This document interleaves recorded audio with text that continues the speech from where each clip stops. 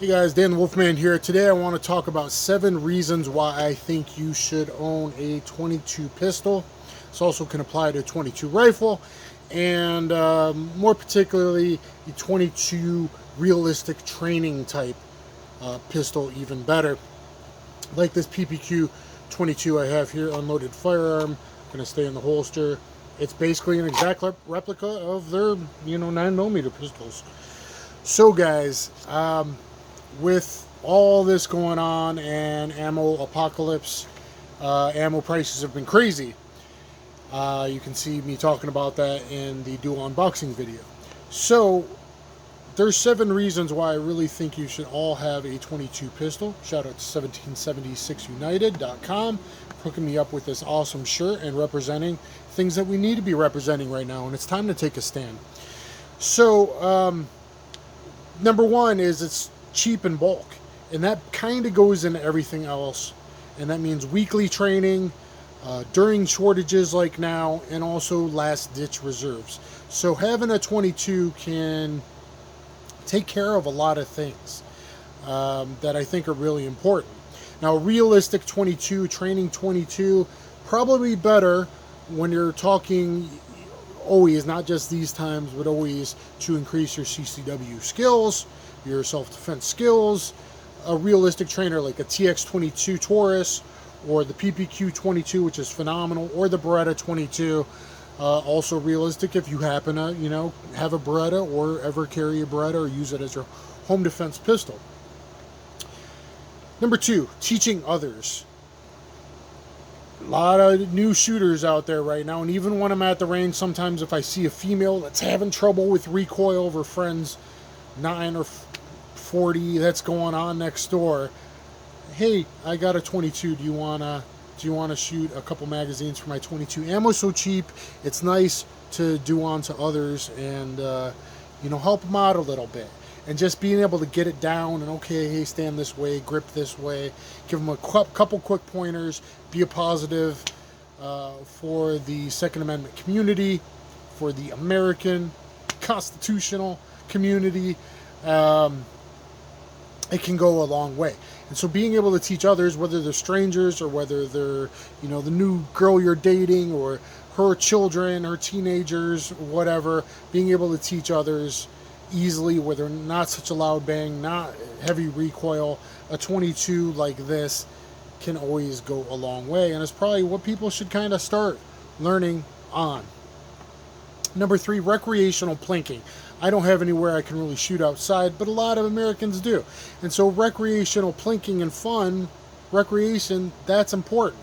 But not only that, by being able to plink cans off a post, where it's safe to do so, or jugs on the ground at unknown distances, that really gives you skills that are important.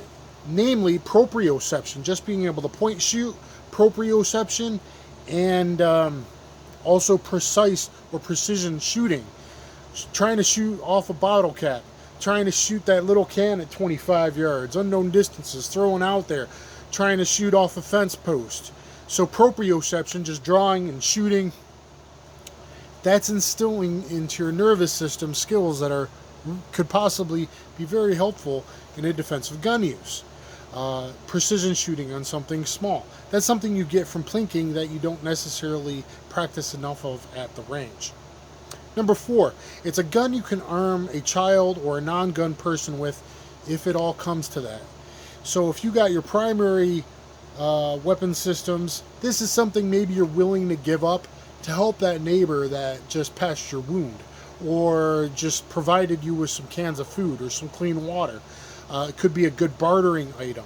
But basically, you can arm, if it comes to not only a teenager but a younger child, that's something that's, it still looks realistic.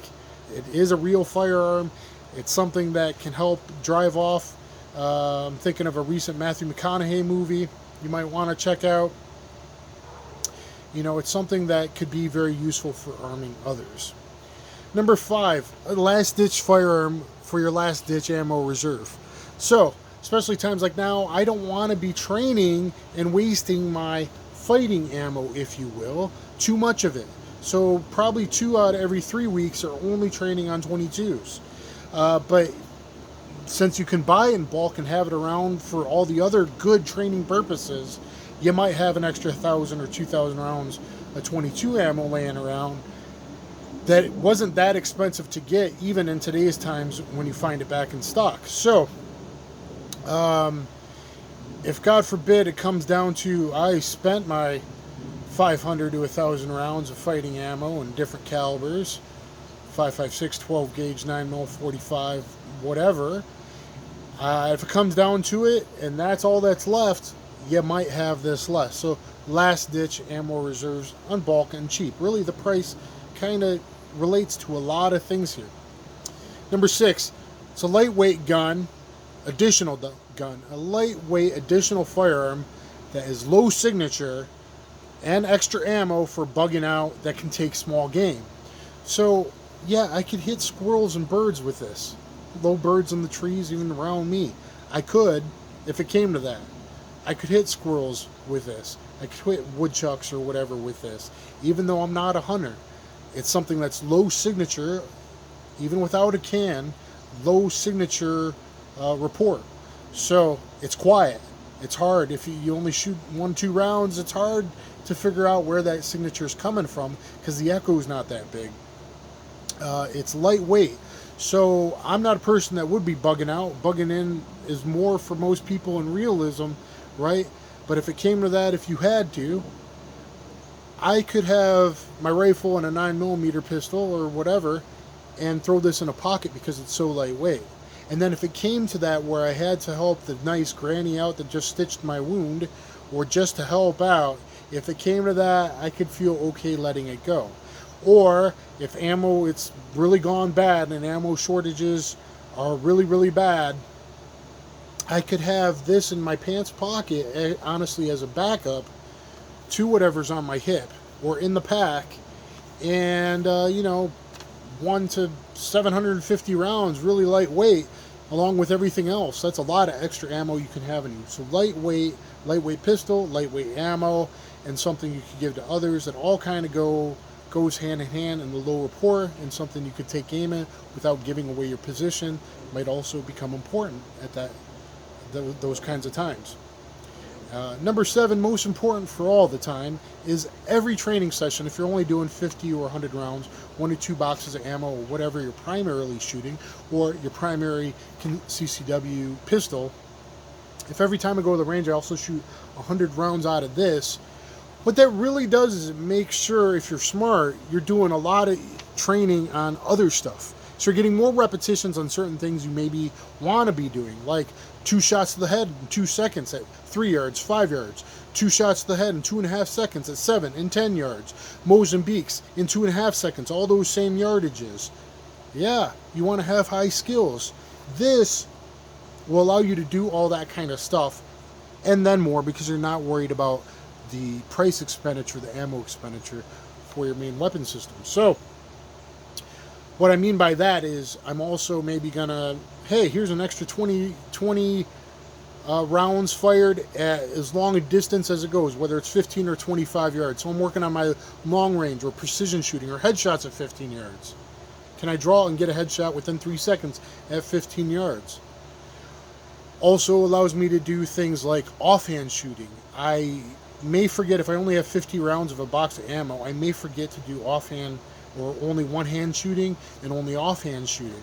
The 22 is going to allow me to do one hand right, one hand left, offhand, okay? Or offside, if you want to call it that.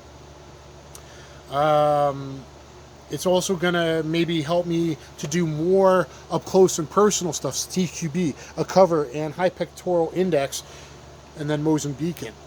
It may also power step outs and all my CQB stuff at really close ranges. So that's what having a 22 is going to help ensure you're doing a lot of good stuff that you should be doing anyway. So this thing's pretty much going to the range almost every time with me. So no matter what you're shooting, you shoot 50 or 100 rounds of that. If I also shoot 100 rounds approximately of the 22, it's cheap, and you're doing twice the amount, or 75% more of the work, the training that you really need to be doing. Not only at all your primary stuff, you should really be having down a fast 5 at close distance, Mozambique at close distance, 2 headshots at close distance, stuff that really gets your training down. But single-handed, off-handed, close range CQB stuff, high pectoral index stuff, if you're at that skill level and safety level, you can do it. Bent elbow technique, like I forget, hey, I haven't done that in a while, let me do a quick step out bent elbow technique, let me do a quick Mozambiques, let me do one-handed, let me do long range, a little extra long range. If I'm doing mostly 12 yards and in, let's make sure I do some 12, 15, 20, 25 yards if your range allows it. So guys, that's 7 reasons you should own a 22 pistol instead of just buying yet another 9 right now. Maybe if you don't have one, a 22 pistol and rifle can do all that same stuff for you when you don't want to be spending your big boy ammo, if you will. So guys, please thumbs up, share, subscribe. Look at my best pew pew review playlist and all my playlists on Combatives of Self-Defense. Look at my 4.5-hour digital DVD, Combatives of Street Jiu-Jitsu, on BJJ Fanatics, mindset, awareness, and all your skills that might help you retain a weapon, especially in times like now, guys, and any time really. It's always dangerous out there. And protect yourself and your loved ones. Be a good human being, and I'll catch you on the flip side. Thanks.